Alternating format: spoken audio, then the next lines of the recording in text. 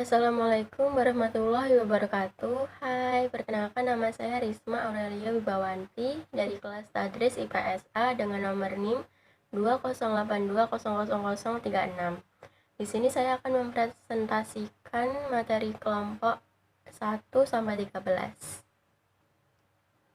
Materi kelompok 1 yaitu tentang bentuk-bentuk hadis. Pengertian hadis adalah segala sesuatu yang disandarkan kepada Nabi Shallallahu Alaihi Wasallam, baik ucapan, perbuatan, persetujuan maupun sifat.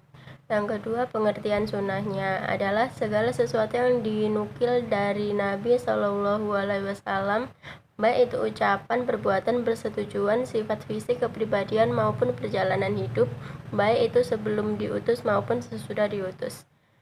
Ketiga, pengertian kabar, yang berarti kabar atau berita. Adapun secara istilah, segala sesuatu yang disandarkan kepada Nabi Shallallahu Alaihi Wasallam dan juga disandarkan kepada selainnya. Atsor, segala sesuatu yang disandarkan pada sahabat atau tabi'in. Secara struktur, hadis terdiri atas 3 komponen, yaitu sanad, matan, dan mukharij. Sanad atau isnad adalah rantai penutur, matan adalah redaksi hadis, dan mukhrij adalah perawi. Materi kelompok 2 tentang keujahan hadis yang dibagi menjadi 3. Pengertiannya, keujahan hadis adalah keadaan hadis yang diwajibkan dijadikan dasar hukum selain Al-Quran yang dibuktikan dengan dalil syariah. Keujahan hadis dibagi menjadi 2, yaitu eksistensi hadis sebagai SHI dan keujahan hadis sebagai SHI. Fungsi hadis terhadap Al-Quran adalah 1. Bayan atau tafsir sebagai perjelas isi Al-Quran. Kedua, bayan at-tafsir menafsirkan isi Al-Quran. Dan ketiga, bayan at-tafsir mengganti ketentuan terdahulu. Kategori fungsi hadis adalah 1. Hadis dapat berupa ketentuan-ketentuan yang mengkonfirmasikan dan mengulangi pernyataan Al-Quran. Kedua, hadis dapat berupa penjelasan atau klarifikasi dari Al-Quran. Ketiga, hadis dapat berupa ketentuan-ketentuan yang tidak ada dalam Al-Quran. Materi kelompok 3 tentang sejarah perkembangan hadis yang dibagi menjadi 3. 1. Masa Rasulullah, dikenal dengan al-wahyi wa al-tafi, yaitu turun wahyu dan pembentukan masyarakat Islam. Cara Rasulullah menyampaikan hadis kepada para sahabat adalah 1. Dengan melalui majelis, kedua menyampaikan hadisnya melalui para sahabat, dan ketiga melalui ceramah atau pidato. Yang kedua, masa Khulafaur Rasyidin, yaitu 1. Abu Bakar As-Siddiq mengambil kebijakan memperketat periwayatan hadis agar tidak disalahgunakan oleh orang munafik. Kedua, Umar bin Khattab terkenal sebagai orang yang sangat berhati-hati dalam meriwayatkan hadis. Ketiga, Utsman bin Affan, periwayatan hadis tetap dilakukan dengan cara yang sama dengan 2 khalifah pendahulu. Keempat, Ali bin Abi Thalib, hadis yang diriwayatkan termasuk sahabat yang cukup banyak dalam periwayatan hadis. Yang ketiga, masa tabi'in. 1.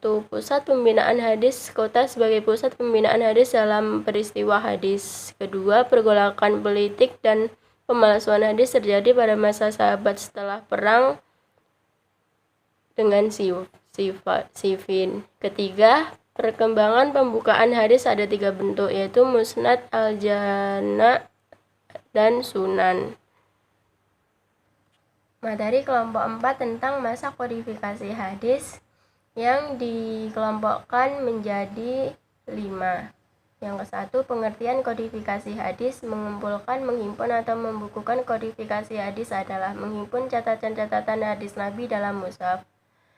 2. Latar belakang kodifikasi hadis. Menurut data sejarah, awal mula kodifikasi hadis secara resmi diperkasai oleh Umar Abdul Aziz. Kodifikasi hadis yang dilakukan pada masa ini dilatar belakangi oleh kekhawatiran Umar bin Abdul Aziz terhadap berbagai persoalan selama masa pemerintahannya. Ketiga, rihlah untuk mendapatkan hadis.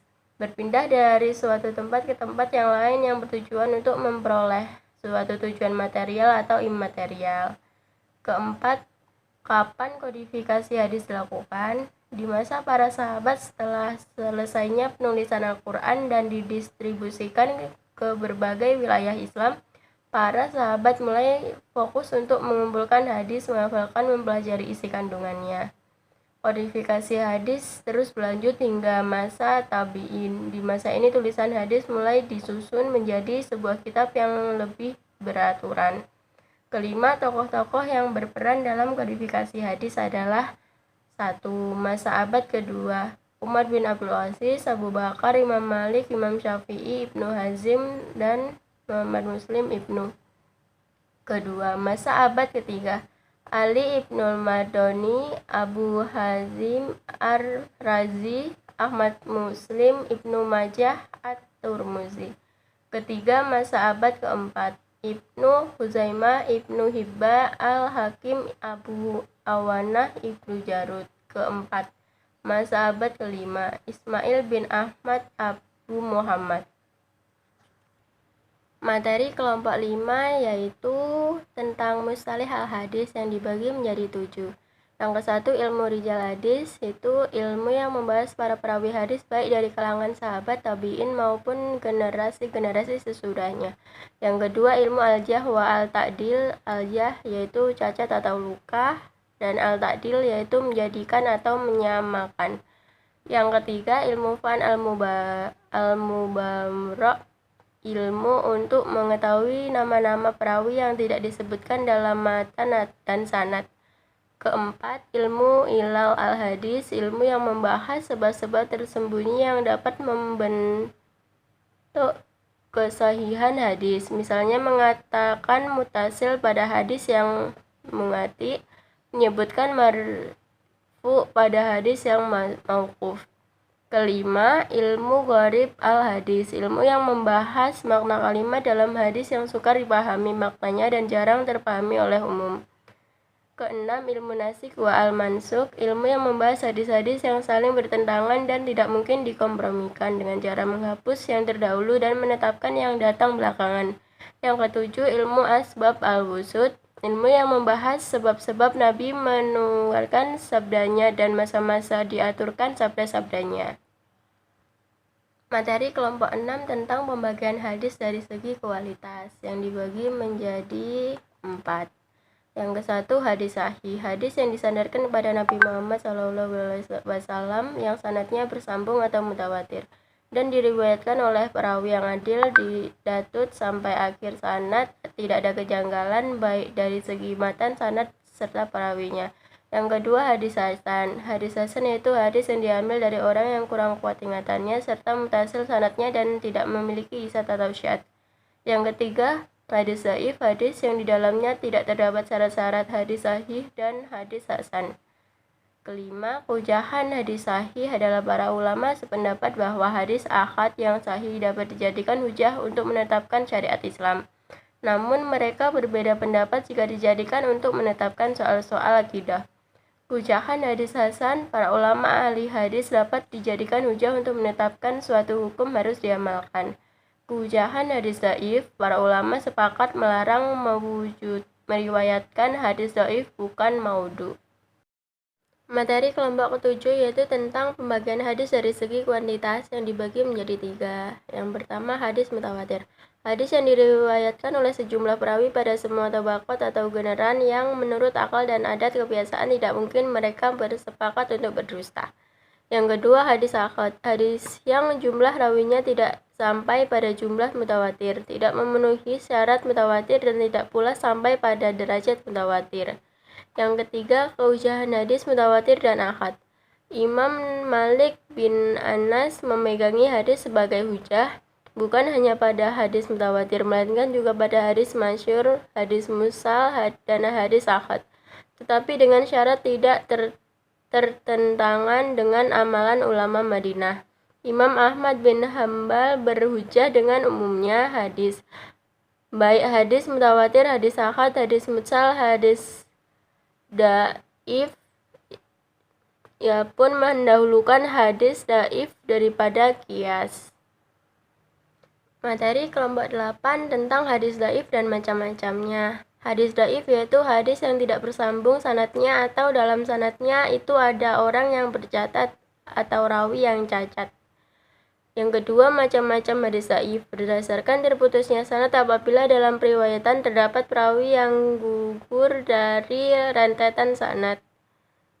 Kedua, karena ketercelaan sanad. Macam-macamnya hadis matruk, hadis munkar dan ma'ruf, hadis mu'allaf, hadis mudraj, hadis maqlub, hadis mudarib, hadis mukharraf, dan pendapat ulama tentang hujahan hadis dhaif. Melarang secara mutlak meriwayatkan segala macam hadis dhaif, membolehkan meskipun dengan melepaskan sanadnya dan tanpa menerangkan sebab-sebab kelemahannya, untuk memberikan sugesti, menerangkan keutamaan amal dan cerita-cerita, bukan untuk menetapkan hukum-hukum syariat.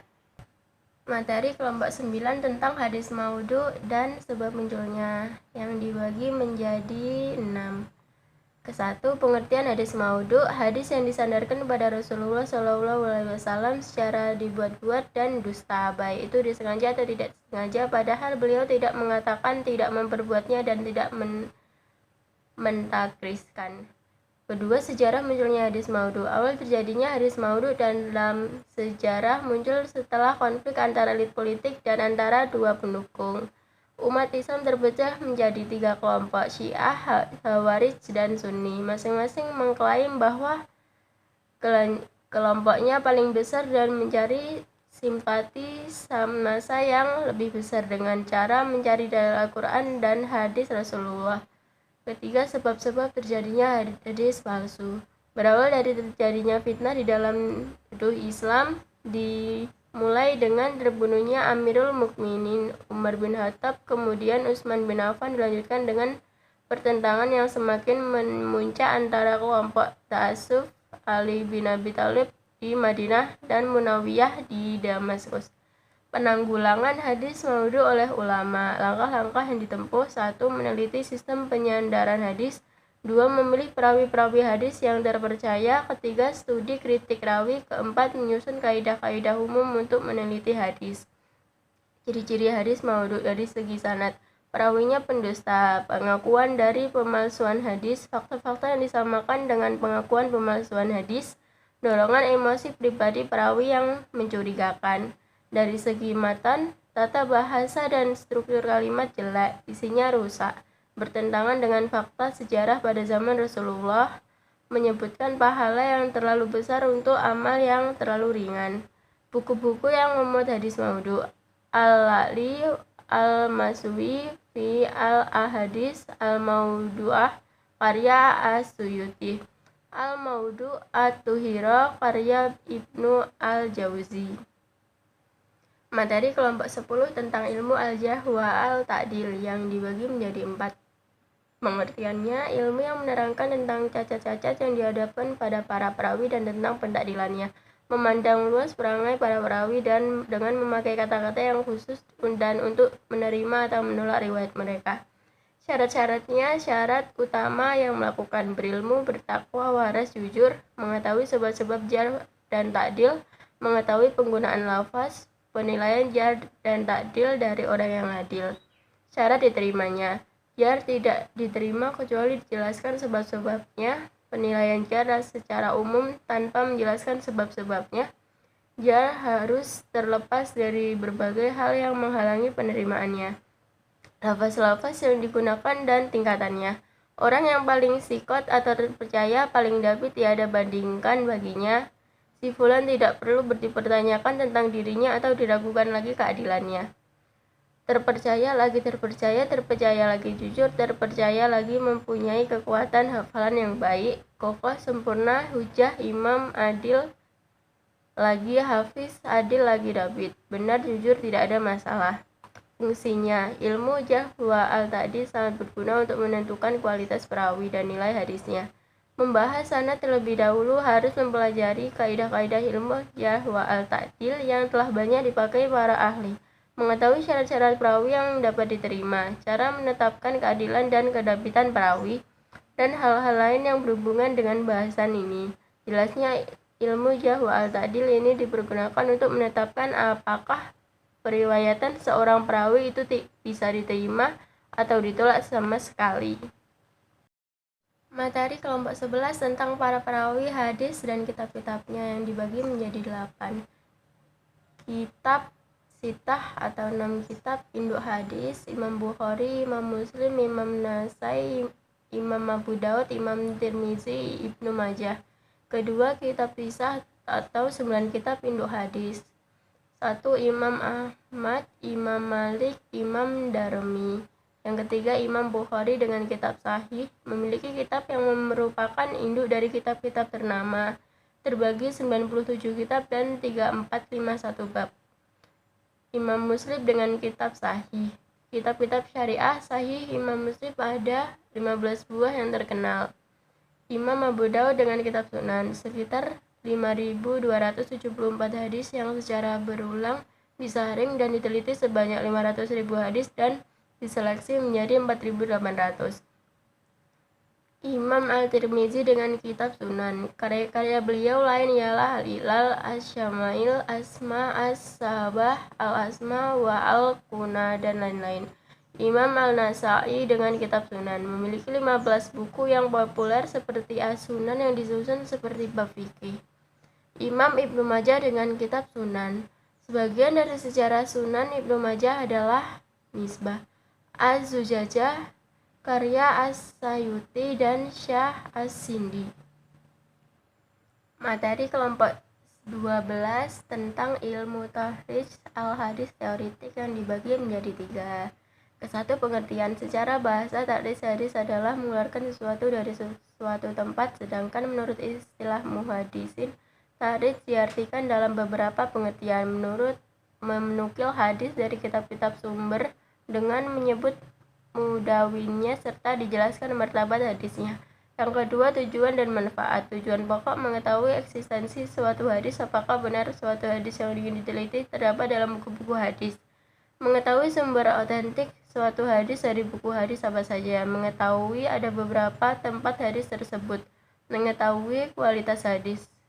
Manfaat takhrij, mengetahui referensi beberapa buku hadis, menghimpun sejumlah sanad hadis, mengetahui keadaan sanad yang bersambung dan yang terputus, dan mengetahui kadar kemampuan perawi.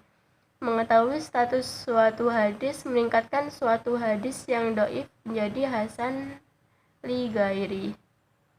Macam-macam kitab yang digunakan. Metode dalam ilmu takhrij hadis adalah: 1. Takhrij berdasarkan awal kata dan isi hadis.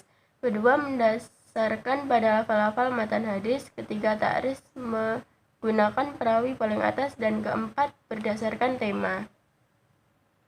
Materi kelompok terakhir yaitu kelompok 13 dengan judul permasalahan ingkar sunnah yang dibagi menjadi 5. Yang ke-1, pengertian ingkar sunnah dapat diartikan sebagai suatu nama atau aliran suatu paham keagamaan dalam masyarakat Islam yang menolak atau mengingkari sunnah untuk dijadikan sebagai sumber dan dasar syariat Islam. Sejarahnya terjadi dalam 2 periode, yaitu periode klasik dan periode modern. Tokoh-tokoh periode klasik: Profesor Muhammad Mustafa Al-Azmi. Yang kedua, di India dan Pakistan: Ahmad Khan, Chirag Ali, Maulavi Abdullah Jalabu, Ahmad Al-Din Amrad Sari. Yang ketiga, di Mesir: Taufik Sidki, Mahmud Abu Rayyah, Ahmad Amin, Rasyad Khalifah. Yang keempat, argumen akli. Argumen tidak hanya berupa ayat-ayat Al-Quran saja, tetapi juga berupa sunnah atau hadis Nabi. Yang kedua, argumen non-akli atau akli. Argumen yang tidak berupa ayat Al-Quran atau hadis. Bantahan ulama terhadap ingkar. Abdullah bin Mas'ud berpendapat bahwa orang yang menghindari sunnah tidak termasuk orang beriman, bahkan dia orang kafir.